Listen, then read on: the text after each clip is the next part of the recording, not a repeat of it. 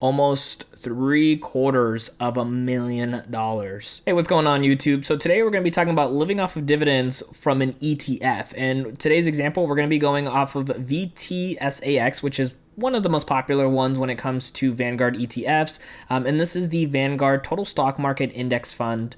And we're going to kind of break some of this down. We're going to plug in some numbers into a calculator and get an idea of, can you actually live off of the dividends that you get from this fund versus going into individual stocks? And let's kind of see what the answer might be. So what we're going to do is take a brief look at where it's at. So right now you can see it's currently at 109.58 when it comes to the fund. It's done pretty well over the last year, but let's go to its dividend tab here. And in case someone's asking, we are on seekingalpha.com. Let me actually scroll that down just a tiny bit there.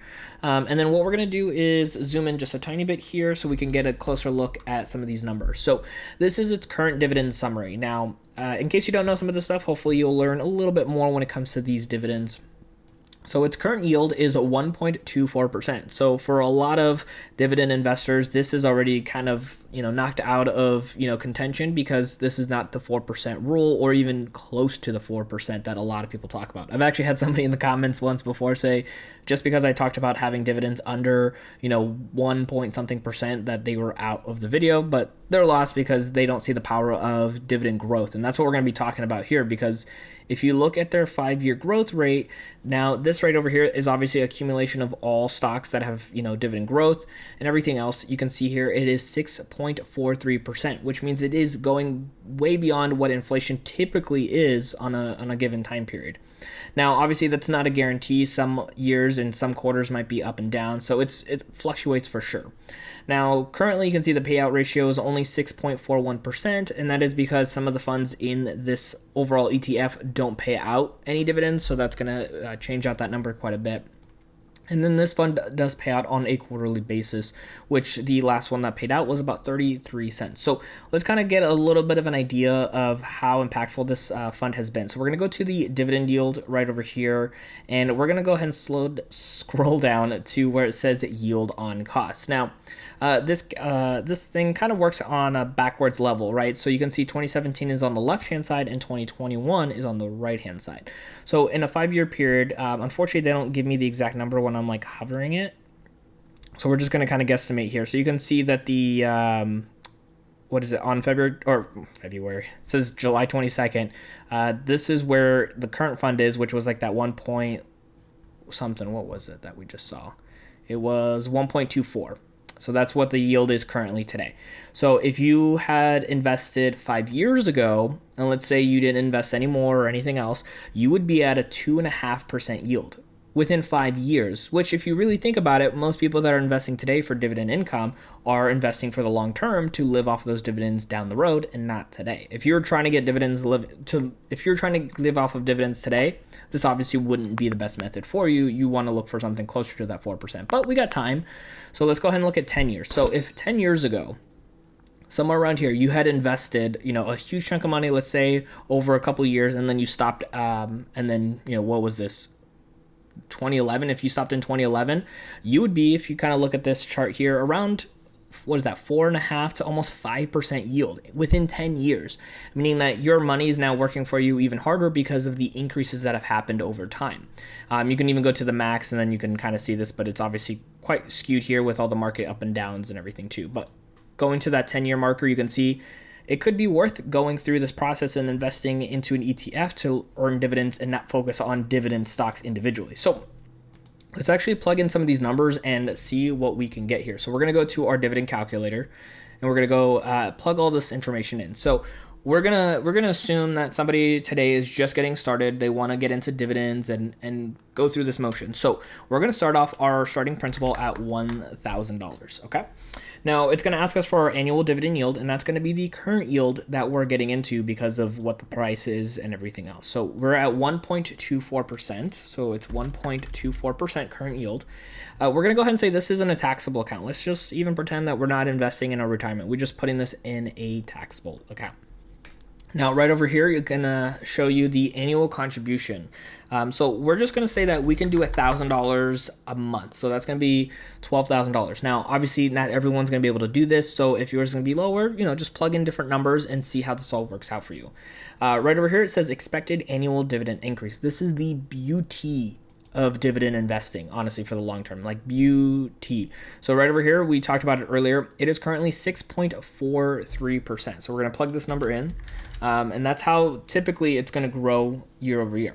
Now, distribution frequency, we're going to go to quarterly because this fund only pays off quarterly. And then dividend tax rate, we're just going to leave that at 15% for now.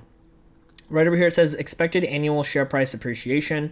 So since this is the total market, this can change kind of greatly, I would say. So what we're going to do is we're going to just put it at 8% for now. Obviously, some years it's going to be more, some years it's going to be less. Then there's this thing called DRIP. So if you're not familiar with what this means, this is for Dividend Reinvestment Program, which means whatever you're getting paid from dividends and everything else goes back into the funds or the overall portfolio that paid it out. And it's a beautiful thing, and it's what helps grow a portfolio even faster. So we're going to leave that on because we definitely want to reinvest our dividends.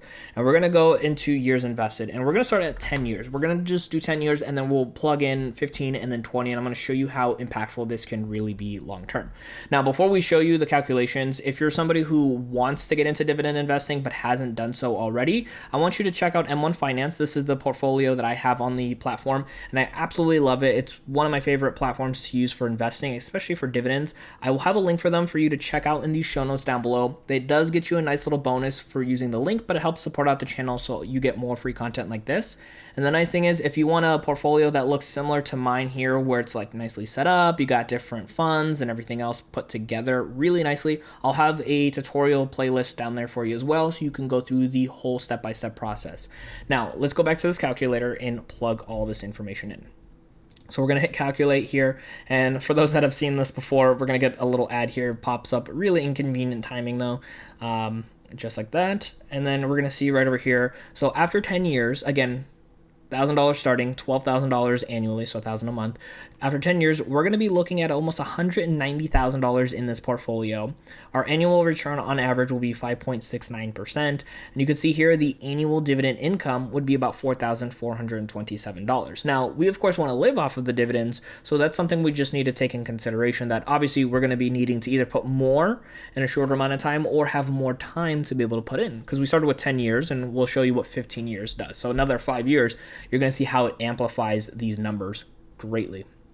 One thing I do really want to show here too, here's that yield on cost. We were talking about, the yield on cost because getting into the fund today is at that 1.24% yield. But by the time we've invested for over 10 years and the dividends have increased and, things are going in the right direction, our yield would actually be 3.66%, which is very close to that 4% golden rule that a lot of people talk about. So even in 10 years, you're actually getting a close to 4% yield on your money, which is a beautiful thing. Absolutely love something like that. So you can see how those numbers get affected right over here on this breakdown if you really wanted to kind of see all the changes. So let's see what 5 extra years does for you on this. This is the best thing about investing. Honestly, I absolutely love this stuff right over here. So again, we're going to get the ad pop up here. So inconvenient. Oh, perfect. All right. So you can see right over here, after 15 years, again, this is only 5 additional years, you're going to be close to $383,000. Now, obviously, everybody's, possibilities are going to be different and everything is going to be so, to your standards and your risk tolerance and everything else. This is with just VTSAX for this example.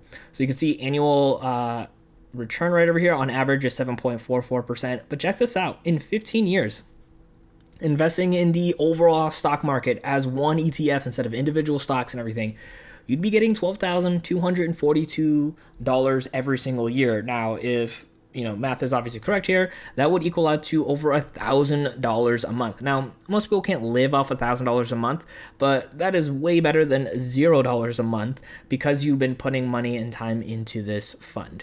You can see your yield on cost now is over 6.76%. Remember, we started at 1.24%, and that yield goes up substantially because of the increases that happen. Because the faster you put in the money now, and as those dividends increase over time, this yield will be bigger and better for you, which is a beautiful thing. You're just getting more from the money that you put in prior. So again, if you want to see the breakdowns right over here, you can see how those numbers get affected year after year because of the drips and everything else as well. You could turn off the drip program and see how that has a huge impact on your growth overall, and it is honestly pretty massive as well. But let's go to like the kicker. Let's go to the 20 years. Let's see how much 20 years will do to this. Again, this is only an additional 5 years from what we just saw right over here. So if we go here and we plug this all in, everything is still the same, and we're still invested into VTSAX, right? This is the only fund we're investing in. Not doing anything else. No individual stocks. This is like a set and forget type of account, right? Like you are doing nothing to this fund. Like you put in the money and then it just does its own thing. This is what you're going to be left with right here after 20 years. Check this out. Almost $750,000 annual return, about 10%, which is pretty phenomenal for not doing a lot of work. Annual dividend income right over here, you can see, let's plug this in. So it's $31,704, and let's not forget the 89 cents. Oop, I completely botched that. So $31,704 and 89 cents, because we got to keep those cents in there too for us. Divide that by 12, you are getting $2,642 every single month from dividend income. Now, I know people are like, well, inflation, that money's not going to be worth as much. Well, yeah, but that's why you're having those dividend increases every year well over the inflation rate, because then that's going to help keep your money more powerful than it was if you were getting like a 2% increase, because that wouldn't do much for you. And check this out. Look at this yield on cost right over here. 13.16%. That is a crazy, crazy dividend yield right over here. But again, if you don't get started and don't invest, you're not going to get to that level. And you can see, again, if we break this down over here after, all that time, you're going to see how that gets impacted over time, because again, we're going through averages here with the dividend increases, getting all that money growing. Obviously, the principal is going up as well too. And the best part is you are invested into VTSAX, which means that you don't have to sit there and worry about the market, because it is the overall market. So it's going to have its ups, it's going to have its downs, but you are invested into this for the long haul. Now, because I'm a big fan of getting started and getting that motion moving forward, what I actually want you to do is click on this video right over here, because I want you to actually open up your account so you can get your dividend investing started today. My name is Dennis, and I'll see you in that next video.